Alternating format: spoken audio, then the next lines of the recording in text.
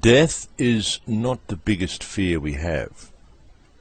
Our biggest fear is taking the risk to be alive. The risk to be alive and to express what we really are. And that was said by Don Miguel Ruiz. Good evening, ladies and gentlemen. Welcome to Surviving the Matrix. My name is Maxwell Igan, and I will be your host for the next hour.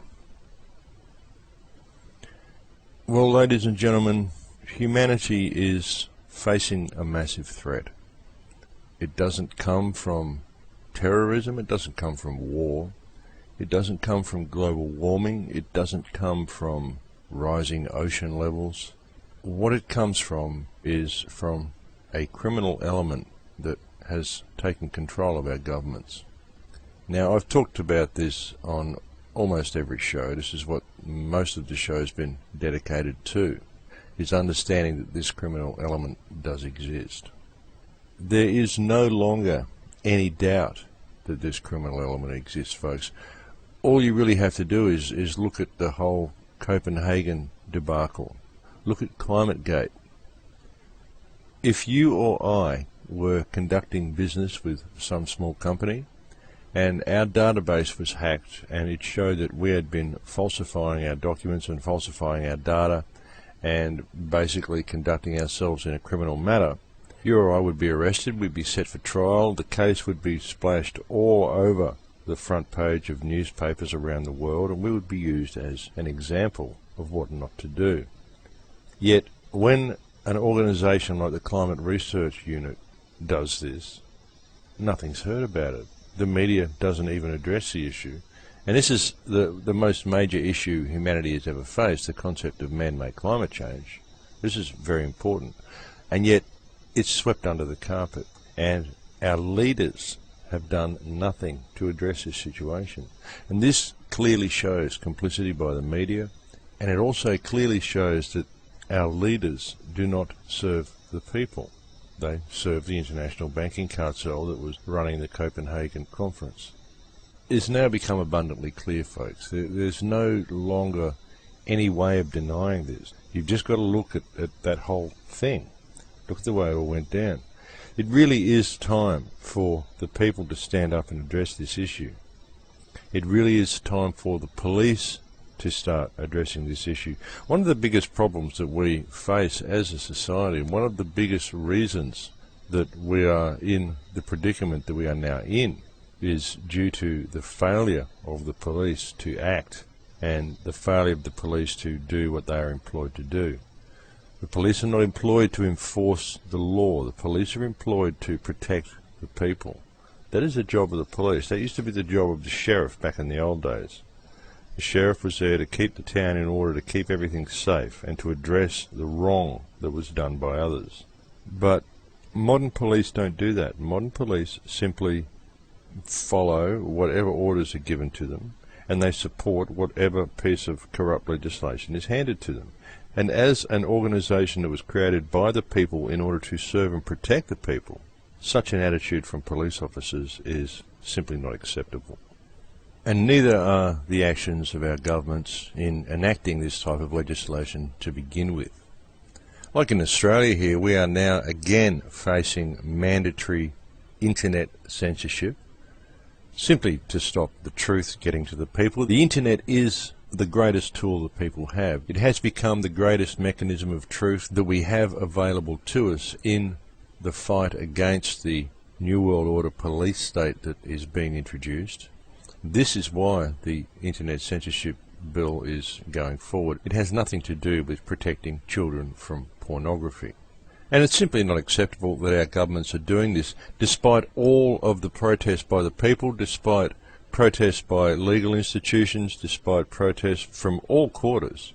The criminals that are in charge of our government are still going to push this forward. There's actually a petition that's on the crowhouse.com. You can go there. Please download and sign this petition and send it in to Mr. Crud. Let him know how you feel about internet censorship. The people need to understand that what Mr. Crud is doing is carrying out a criminal act. This is fascism. This is removal of the basic rights of the people, and it's simply not acceptable. The government needs to understand, and the people need to understand, that the government is employed by the people to act in the best interest of the people. When a government ceases to do this, then they become detrimental to the well-being of the people, they become detrimental to the well-being of the country. Such governments need to be removed from power, and honest government needs to be instituted. Now, these people are just people, folks, and they are taking more and more power away from you, more and more power away from me. And they keep you busy with bills all the time, and now you have to have sort of everybody in the family working in order to just live somewhere. You need to be a working couple. You know, you can't just have one provider and one family maker as we used to do. We used to work enough to provide for our family. Now, all members of the family have to work in order to maintain the household that they live in order to keep the household that they live in. Things have changed pretty dramatically, folks. It's just been done gradually so people don't notice it being done. But they keep you so caught up in debt and so caught up enslaved to the dollar that you don't notice what's going on around you, and more of your rights are being removed. They use terrorism. We have to take away all of your rights to protect you from terrorists who are bombing you because you're too free. So we're going to ensure that you're not free so the terrorists will stop bombing you. Only they're not telling you that they are the terrorists. They are the ones that are doing all this. They are the ones that are creating all the problems. Now, I've often said that this ruling elite, it's almost like a virus. It's an infected section of consciousness. These people are literally infected. They are psychopathic individuals, and they are infected with this need to dominate. They are infected with this fear-based parasite, this psychic parasite. They need to generate fear in the world so they can feed on that fear, feed on the energy, take the energy away from other people to have more energy themselves. That's how powerful people become powerful. Not because they are powerful, but because they remove the power from others.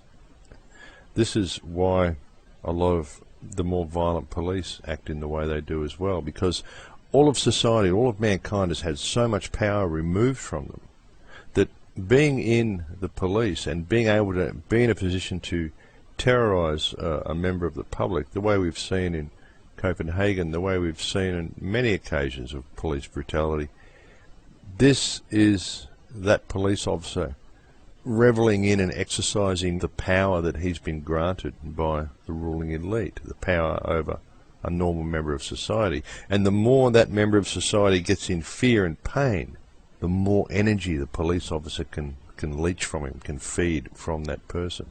It's all about a transference of energy, all of these situations. The police are feeding off that fear energy because they have been completely disempowered through society, because the whole of society has been disempowered. And so once you take everything away from someone, you dangle a little carrot of power in front of them, perceived power, and these people will snap at this idea. But they don't realise that what they are doing to that person, by even doing that to that person, they are allowing that to be done to themselves. They are allowing that type of society to be created and to be perpetuated. They are allowing their children, their mother, their father, to be treated exactly the way they are treating that person on the ground, when their actual job is to protect that person on the ground and question the corrupt authority that gave them the right to act that way towards normal people who they are sworn to protect. The job of the police is to protect society. The job of the police is to investigate crime and to eliminate crime and corruption. Now, folks, our governments are rife with crime and corruption, and our police officers are doing nothing but support these organisations, these corrupt organisations. This can be clearly seen by the failure of the police to act in regard to ClimateGate, in regard to the whole global warming scenario, the whole thing that's been, the whole lid's been blown off it completely. And the police are failing to act on this issue. My friends, that speaks volumes. That absolutely speaks volumes about the structure of our society. It also speaks volumes about the structure of our legal system and the attitude of our police officers. And again, you can't blame these police officers for having that attitude. You've got to look at the reason they have that attitude, and the reason they do is because of the system. The system has purposely created police officers to have this attitude. This is the attitude that is instilled into them from their induction into the police force.